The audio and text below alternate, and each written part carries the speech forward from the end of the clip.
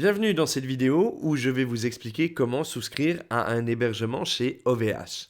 OVH est un hébergeur français, l'un des plus grands en Europe, voire même au monde, et propose différentes offres adaptées à vos besoins.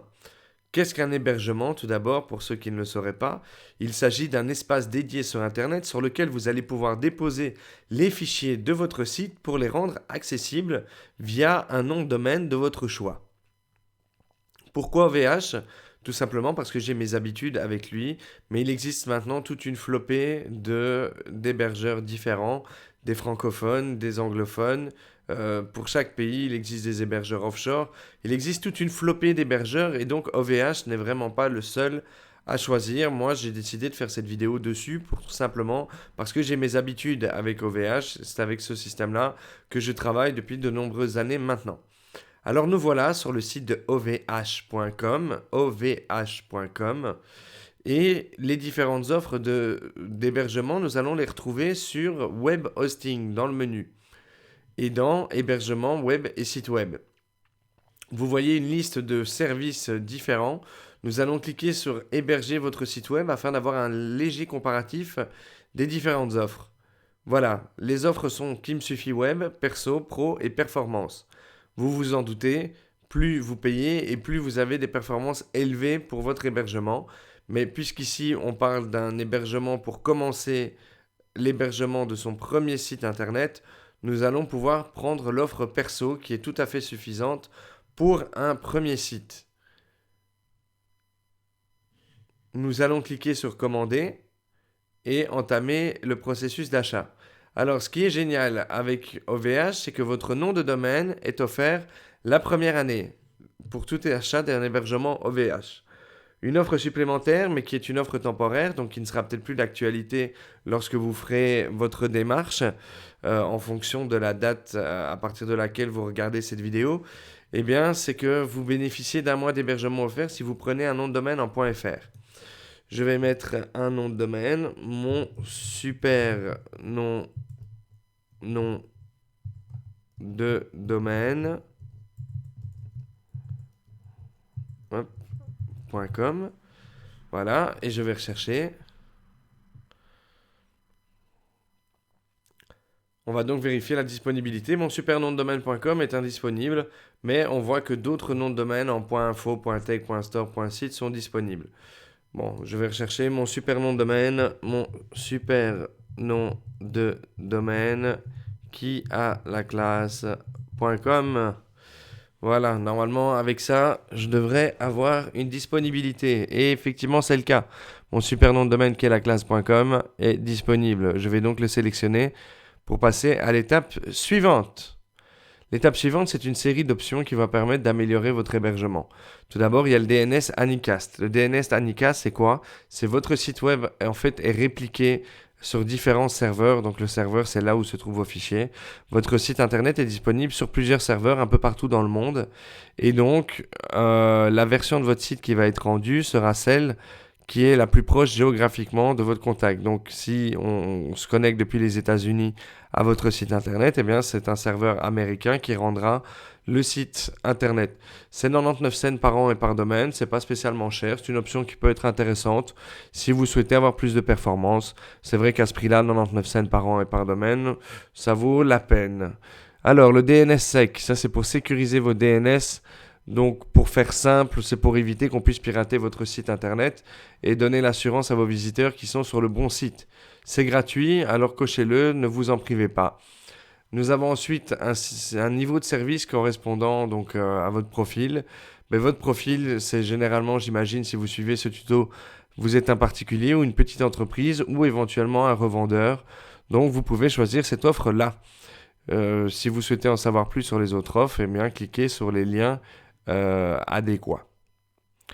On va aller à l'étape suivante qui est un récapitulatif qui va nous permettre donc de bien vérifier notre hébergement. J'ai choisi une offre hébergement perso pour un site personnel avec voilà l'espace disque, les comptes email. Vous avez 10 comptes email prévus. Vous pouvez utiliser du PHP. Vous avez une base de données MySQL. Je sais que c'est peut-être un peu du chinois à ce stade-ci, mais ce sont les choses dont vous allez avoir besoin pour créer votre site internet avec WordPress, PrestaShop ou autre. Alors, encore une option ici qui est à 99 cents par mois, c'est le CDN OVH. Le CDN OVH, ça va permettre en fait de créer ce qu'on appelle une version en cache de votre site internet. Donc, par exemple, quand vous utilisez WordPress, les pages sont dynamiques, elles sont générées à chaque fois qu'un utilisateur va sur votre site internet. Là, l'idée, ce sera de générer une bonne fois pour toutes les pages dynamiques et d'en donner une version statique. Alors, je sais que ça aussi, c'est peut-être un peu du chinois pour ceux et celles qui débuteraient, mais c'est une option très intéressante pour gagner en performance. Donc, je vous invite à la sélectionner. Bon, c'est 99 cents par mois, 12 euros pour l'année, c'est pas énorme. Je vous invite à la sélectionner si vous souhaitez quand même, si vous planifiez de recevoir pas mal de visites sur votre site internet. Le certificat de sécurité, ça c'est un certificat qui permet d'obtenir la norme HTTPS pour votre site internet. Il en existe des payants, il en existe un gratuit. On va se contenter du gratuit qui est DV Let's Mscript. On expliquera dans un autre tuto comment sécuriser votre site internet et le faire passer en HTTPS. Visibilité Pro, on passe. Choisissez votre module de gestion de contenu préinstallé. Alors ça, c'est super intéressant parce que ça va vous permettre de préinstaller WordPress, PrestaShop, Joomla ou Drupal sur votre hébergement. Donc si vous souhaitez lancer un site WordPress, vous cliquez simplement sur WordPress et vous aurez l'occasion de le configurer facilement sans devoir l'installer manuellement. Et ça, c'est une très bonne chose, ça vous facilite grandement la tâche. On passe à un récapitulatif de la commande qui est en train d'être générée par OVH. Voilà, donc on retrouve les différentes informations sur l'hébergement. On voit que le one-click module WordPress est mis dans notre liste d'options. On a le CDN qui revient à un petit peu moins de 12 euros par an. On a les adresses email, on a le plan pour 12 mois. Et la promotion, l'OVH Cloud Deal, moins 12 euros. Donc ça, c'est la promotion en cours. Le nom de domaine qui est remboursé, on le voit ici, donc on le paye ici, mais il est remboursé juste ici au-dessus. Et on est à 35,76 € pour un hébergement d'un an. C'est donc tout à fait raisonnable, puisque là, on est quand même en train de parler d'un hébergement professionnel pour votre site internet qui sera capable de suivre sa croissance de base. Donc on le voyait tout à l'heure, il existe différentes formules avec des puissances différentes. Ben là, on a choisi le mode perso, mais en fonction de l'évolution de votre site, vous pourrez très facilement monter en puissance. Alors là, ici, c'est la page des contacts. C'est simplement la page qui vous montre qui sont les contacts, donc qui est le propriétaire du site internet, qui est l'administrateur, qui est le contact technique. Je ne vais pas rentrer dans les détails. Cette page-là, il faut savoir qu'elle est accessible quand vous êtes connecté. Si vous n'êtes pas connecté, vous serez invité à créer un compte ou à vous connecter si vous avez déjà un compte sur OVH. Et alors, on vous demande ici les serveurs DNS. On ne va pas les personnaliser. Les serveurs DNS, ça reste le serveur DNS par défaut. Je ne vais pas rentrer dans les détails techniques, mais en fait, c'est ce qui permet de faire pointer vers le nom de domaine de votre site internet. La validation sont donc les contrats qui sont créés automatiquement en fonction de vos offres. Voilà, il faut attendre un petit instant pour que les validations des contrats se fassent. Voilà, les contrats sont faits. Vous pouvez les visualiser si vous le souhaitez. Quoi qu'il en soit, il faut cliquer sur j'accepte l'exécution et j'ai pris connaissance des conditions générales. Et alors, important, vu qu'ici c'est un hébergement, eh bien, vous avez droit de rétractation de 14 jours à compter de la date de la commande et vous serez remboursé dans les 30 jours. Donc voilà, vous le savez, sur Internet, vous avez le droit de rétractation de 14 jours. Eh bien, ce droit est valable pour l'hébergement. Voilà, on continue et on arrive sur la dernière page qui est la page de paiement, celle où vous allez pouvoir faire la transaction pour créer votre site internet. Donc un petit temps de patience pour que la commande se charge. Préparation du bon de commande, veuillez patienter un instant. Voilà, le bon de commande est généré. On en est donc, voilà, on retrouve tout le détail comme tout à l'heure. Le montant total, mais avec les réductions. Et on se retrouve donc à 35,76 € sans TVA. La TVA, je ne l'ai pas parce que j'ai un numéro d'identification belge.